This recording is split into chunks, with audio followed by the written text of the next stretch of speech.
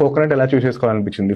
General గా ఎంతో మంది బిజినెస్ దిగాక ఏమవుతుందంటే బాగా సక్సెస్ అవుతారు 5 years 6 years తర్వాత, మళ్ళీ ఇంకో దానిలోకి వెళ్తారు. ఎందుకంటే దాంట్లో పొటెన్షియల్ అయిపోతుంది. అంటే అంత కష్టపడిన తర్వాత మళ్ళీ కొత్త ఫీల్డ్ ఎత్తుకోవాల్సి వస్తుంది. నాకు అది అంత ఇంట్రెస్టింగ్ అనిపించలేదు. ఈ ప్రొడక్ట్ లో ఉన్న బ్యూటీ ఏంటంటే నా జీవితకాలం సరిపోదు కోకోనట్ ఎక్స్ప్లోర్ చేయడానికి. అంత పొటెన్షియల్ అండ్ అంత డైవర్స్ ఇండస్ట్రీస్ ఉన్నాయి. టెండర్ కోకోనట్ ఒక ఇండస్ట్రీ. ఈ కోకోనట్ దగ్గరికి వస్తే ఈ పైన పీచ్ ఉంటుంది కదా, కాయిర్ అంటాం, మ్యాట్రిసెస్ లో గట్టికి వెళ్తుంది కదా. ఈ కాయిర్ తీస్తుంటే మధ్యలో పొట్టులాగా రాలుతుంది, దాన్ని మనం కోకో పిట్ అంటాం. ఇది ఒక సప్లై చైన్. దీని లోపల షెల్ ఉంది కదా, ఇది యాక్టివేటెడ్ కార్బన్.